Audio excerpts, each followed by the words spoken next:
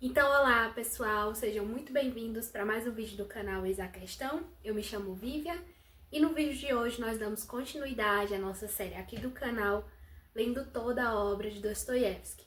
No vídeo de hoje eu vou falar com vocês sobre esse livro aqui incrível, chamado, é um nome um pouco difícil, né? Nietochka Niezvanova, não sei se eu falei corretamente. Então é isso, aguardo vocês depois da vinheta.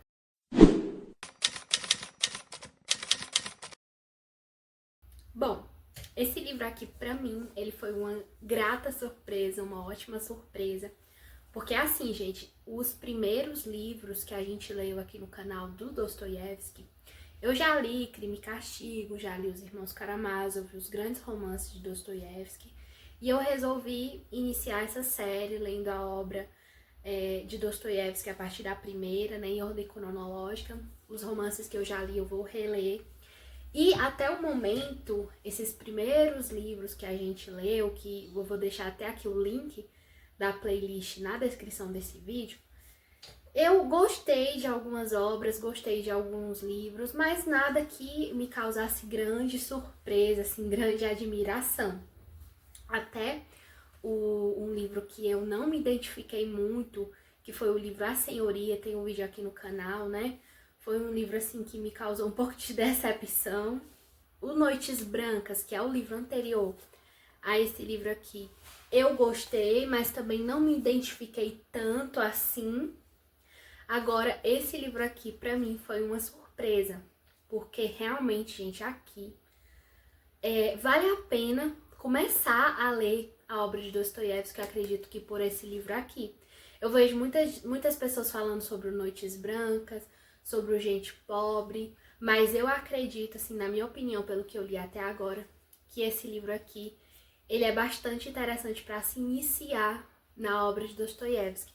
Porque aqui a gente já tem um gênio do Dostoiévski aqui, né? A gente tem essa veia do Dostoiévski psicológica, dessa análise psicológica, psíquica, que a gente vê nos grandes romances dele. Então aqui vamos iniciar falando do título do livro, né? Nietochka Niezvanova. Aqui a gente já tem o que o Dostoiévski gosta de fazer nos seus livros. Nomear os personagens com nomes que significam aquilo que ele quer repassar. Então aqui a gente tem Nietochka, que é como se fosse um diminutivo para Ana, que foi um apelido colocado pela mãe dela, e Niezvanova, que quer dizer ninguém, né, sem nome, alguém sem nome. Então a gente já tem aqui, dentro do título do livro, um pouco dessa antecipação do que o livro vai falar, né? O livro vai falar sobre alguém que, de certa forma, passa por esse problema da marginalização, de se sentir um ninguém, tanto em questão social, mas também psicológica, uma sensação interior, uma angústia interior. E a gente vai ver muito por esse livro aqui, essa característica. Aqui nesse livro, ele foi escrito em um contexto bastante complicado da vida de Dostoiévski, né? Ele é escrito entre 1848 e 1849, e pouco tempo depois que ele inicia aqui a escrita desse livro, ele vai ser preso por estar ali envolvido em um grupo que vai ser acusado de conspiração. Ele vai, inclusive, ser condenado à morte. Nos últimos momentos, a pena dele é revertida para a prisão.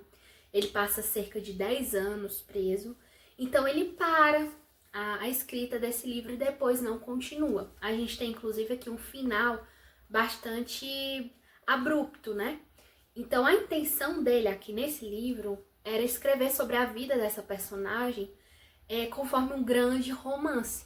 Por isso que a gente nem pode chamar esse livro, apesar aqui do seu tamanho, de novela, né? Porque a própria estrutura, a própria forma de narração não nos lembra uma novela, nos lembra realmente um romance, apesar de ele estar inconcluso.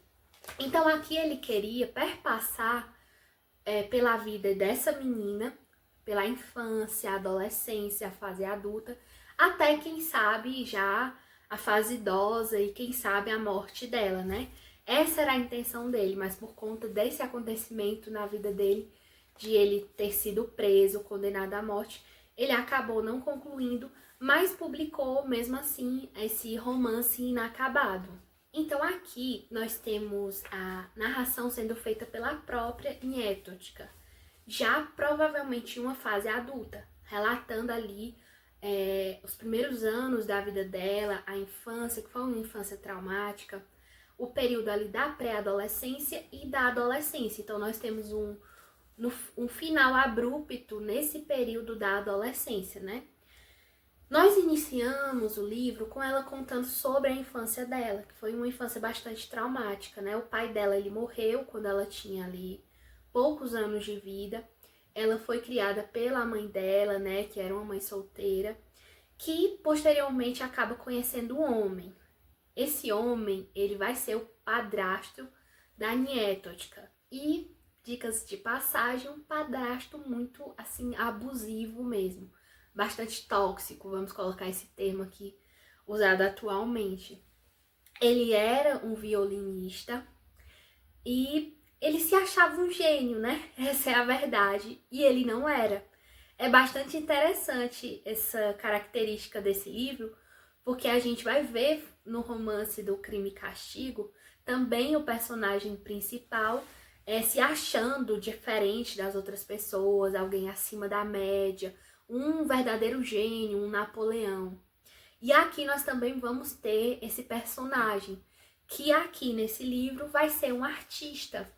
E essa parte inicial do livro, onde a Nietotchka vai narrar a história do pai dela, do padrasto dela, perdão, que na verdade ela vai entender dessa forma que ela está contando já mais tarde, na fase da adolescência, já na fase adulta, mas na infância ela tinha uma visão totalmente diferente dele, né?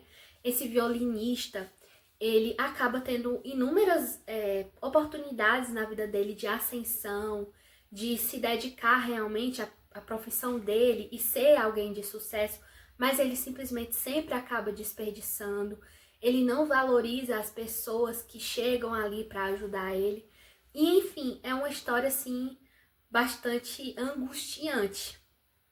E ele acaba conhecendo a mãe da Nietotchka, que era uma mulher ali, mãe solteira, bastante batalhadora, trabalhadora. E ela acaba se apaixonando por esse homem e acaba também acreditando nesse jeito dele, nessas promessas de que ele é um grande gênio e que só basta uma oportunidade, ele ser notado uma vez, que a vida dele iria mudar ali da noite pro dia. Ele seria muito famoso, muito rico. E ela se apaixona por ele e acredita nessa história. Quando eles se casam, aí ela vê que o negócio ali é mais embaixo, né? Ele acaba sendo um homem encostado, um fracassado, realmente, sustentado por ela. E ela ali, com muito suor, com muita batalha, sustenta o marido, sustenta a filha.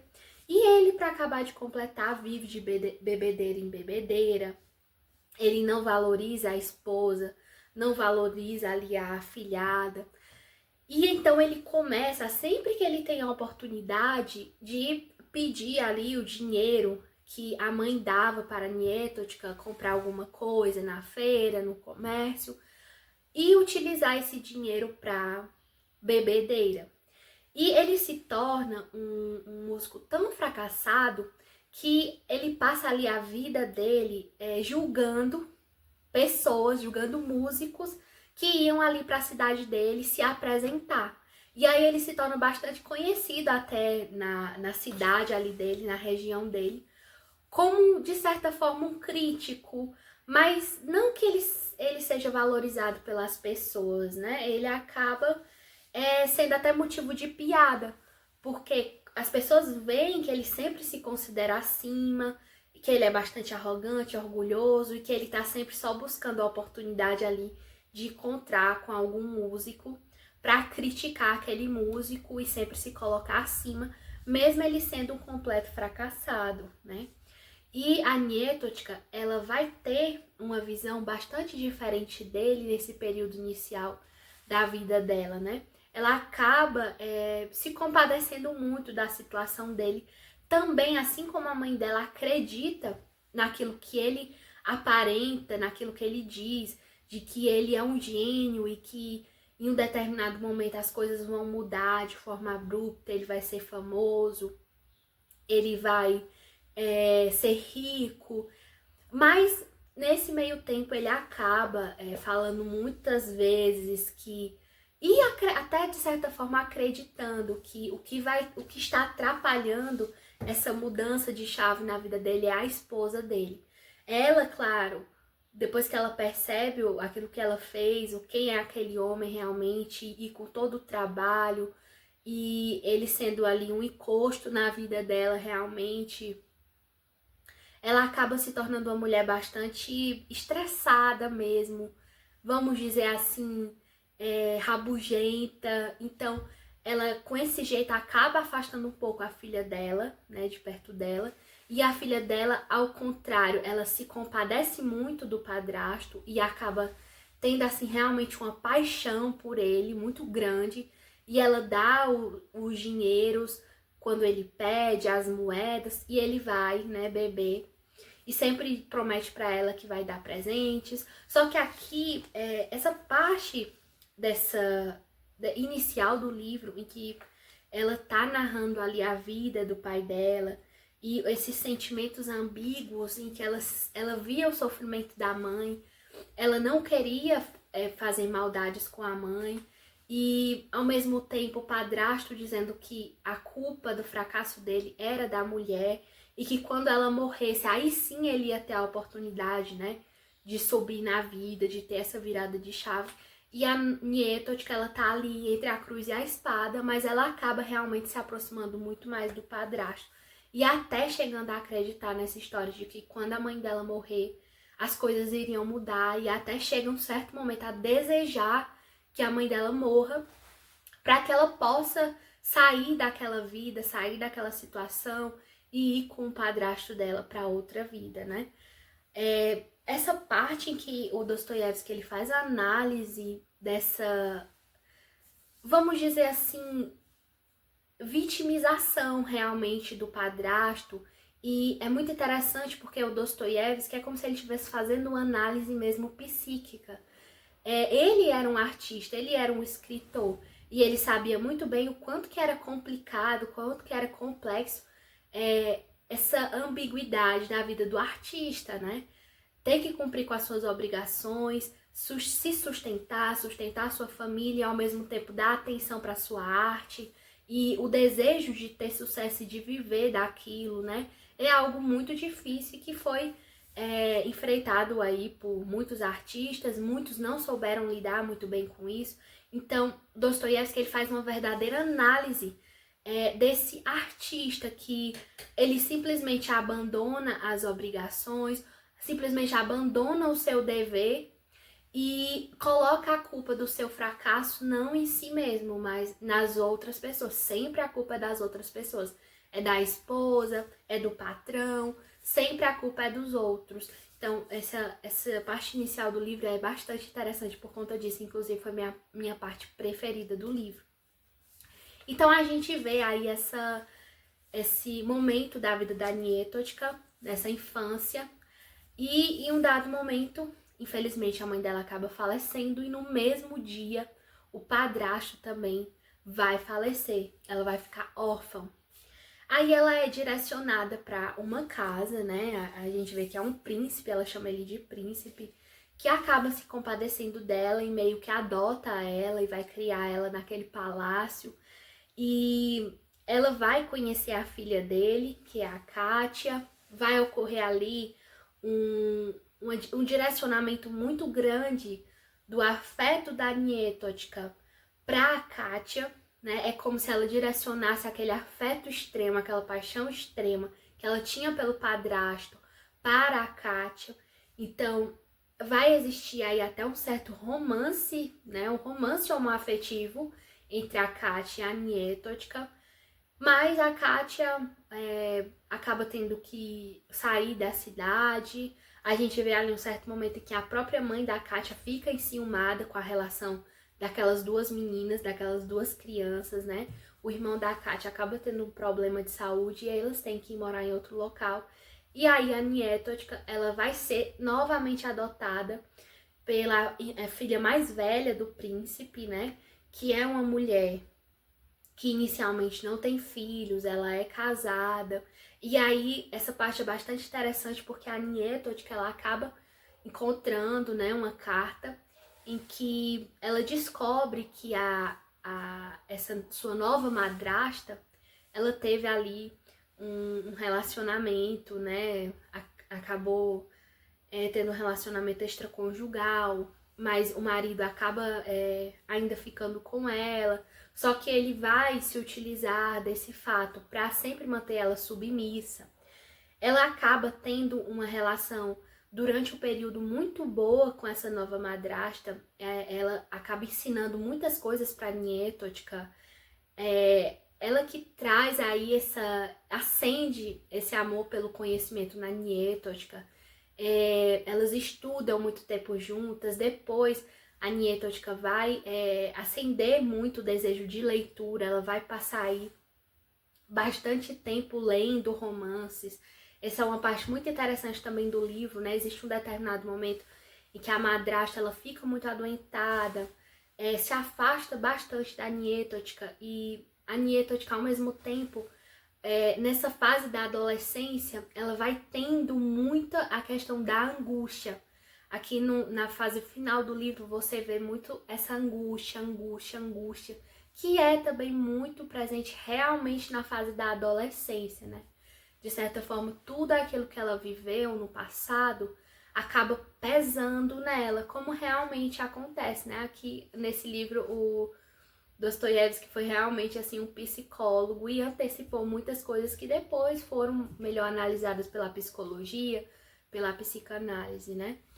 E no meio dessa angústia, a Nietochka acaba se refugiando muito nas leituras, né? Ela vai fugir dessa angústia através dos livros. Ela acaba tendo ali uma descoberta de um talento em relação a cantar, né? Mas aí a gente vê que quando a Nietochka ela encontra essa carta que revela esse relacionamento extraconjugal, e ela meio que entende o que ela já vinha observando do marido, da madrasta, né? Se utilizando de alguma coisa para deixar ela submissa, e até muito por isso que ela ficava muito doente. Então ela acaba perdendo até muito assim o sentido da vida, né? Você percebe nas últimas páginas que nada mais a satisfaz. As leituras, o conhecimento, a música, o canto. Você vê que ela acaba realmente ali ficando mais angustiada. As últimas páginas do livro é esse conflito, esse conflito em torno dessa carta, em que o marido da nova madrasta, né, acredito que o nome é Alexandra, eu sempre não decoro o nome de personagem, gente, já desisti. Vocês podem observar aqui que eu sempre me refiro de uma forma mais genérica, mas ele acaba vendo que ela tá com a carta, então há uma grande confusão. A Nietochka não quer que mostre pra madrasta, para que ela não saiba, né, que o segredo dela foi revelado pra menina. E no final das contas a gente vê aí essa grande confusão. E uma coisa que ficou bastante assim, me marcou muito, né? Você pode observar durante toda essa história, durante todo esse livro, que as personalidades, os personagens masculinos, eles sempre são vistos pela Nietochka com uma certa desconfiança. Eles sempre são descritos como misteriosos, severos, muito calados. Ela sempre vê os personagens masculinos com certa desconfiança. Até mesmo o príncipe, que foi alguém que se compadeceu muito dela, que era um homem muito, muito bom para ela, você sempre nota um certo esfriamento, uma certa distância entre ela e ele. Será se nesses personagens masculinos que o Dostoiévski traz nesse livro, com essas características, será se a gente não pode pensar que essa foi a forma como ela via eles, né? Já que é ela que narra aqui esse livro, ela narra tudo da perspectiva dela. Será se esses homens, eles eram mesmo tão severos, dignos de tanta desconfiança, tão frios como ela narra, né? Na última parte do livro, em que a gente vê essa carta, o rapaz em que ele teve o relacionamento com a Alexandra, ele narra que o marido dela foi um bom homem porque ele aceitou ainda ela, ele não aceitou que os outros a julgassem, não colocou ela para fora de casa, não desonrou ela de alguma forma. Ele diz até que em um dado momento viu ele que se ajoelhar para agradecer. Já na narração aqui da Nietochka, a gente sempre vê ela narrando ele como um homem muito severo, muito frio, muito calculista, né? Será se realmente aquilo era de fato ou essa era a visão que a Nietochka tinha dos homens depois dos problemas que ela teve com o padrasto, né? Porque a gente viu que aquela relação da Nietochka com o padrasto foi uma relação muito abusiva. E ela entendeu isso, ela foi entendendo isso ao longo da vida dela, né? E de certa forma isso pode ter afetado essa relação dela com os personagens homens, né? Masculinos do livro. Eu até separei aqui algumas partes do livro, que assim, esse livro ele é cheio de frases, cheio de análises assim, bastante interessantes. Aqui, na página 61, ela vai falar assim: sim, mas a pobreza agora é quase uma felicidade para ele, pois constitui a sua justificação, né? Então aqui a gente vê essa análise da questão do artista, né? Ele utilizando a pobreza como uma forma de justificação para o seu fracasso e não entendendo que ele mesmo é o autor da própria vida, das suas próprias decisões, né? E aqui na página 67 também tem uma análise bem interessante, em que ela vai tomar a consciência dessa relação abusiva que ela tinha com o padrasto, né? Ela diz assim: senti naquele momento que ele não tinha pena de mim e não me amava, pois não via o quanto eu o amava e pensava que eu me dispunha a servi-lo por causa de presentes, né? Porque sempre que ele pedia as moedas que a mãe dela dava para as compras, ele prometia bolo, biscoitos, presentes para que ela desse aquelas moedas. E ela viu ali que ele não enxergava que ela fazia aquilo por amor, né? Porque ela amava ele. E sim por conta de alguma troca, né? Segundo as intenções, que era de fato o que ele tinha. Ele também não a amava, né? Ele se aproveitava do amor dela por ele. E finaliza aqui com essa frase também da página 69, que ela diz: há momentos em que a nossa consciência sofre muito mais do que em anos inteiros, né? Então essa fase da infância, dessa infância tão traumática da Nietochka, é uma fase que você realmente vê essa consciência sofrendo, né? Essa criança no meio de um pai e de uma mãe em guerra, realmente, e sem saber se localizar, sem saber o que é o certo e tendo ali atitudes que aferem, né? Tanto aferem como ferem a sua própria mãe, que ela vê ali doente, mas pelo amor, pelo padrasto, acaba ali tendo atitudes erradas que depois ela vai se arrepender bastante, né? E é isso, pessoal. Aqui nesse livro tem temas muito interessantes, realmente é uma análise assim psíquica bastante interessante. E essa parte inicial do livro foi a minha preferida, né, em que ela relata ali a vida do padrasto, né, um artista que acho que todo mundo que tem uma certa vocação para arte ou para uma vida mais intelectual passa por isso, né? Essa ambiguidade, essa luta entre o dever, entre a obrigação e a vocação. A necessidade versus a vocação, né? Um tema bastante interessante e que com certeza o Dostoiévski vivenciou isso na pele. Acredito que esse livro aqui a gente já tem uma genialidade, a gente já pode falar de um Dostoiévski enquanto gênio da literatura com esse livro aqui. Os outros eu recomendo, não me arrependo da leitura, mas realmente esse daqui, até o momento dessa playlist, foi o que mais me conquistou. Então é isso, pessoal. Eu espero que vocês tenham gostado do vídeo. Não esqueçam de se inscrever no canal, dar o like, comentar se vocês já leram esse livro, o que vocês acharam, se vocês concordam com essa minha análise. E é isso. Tchau, tchau. Até o próximo vídeo.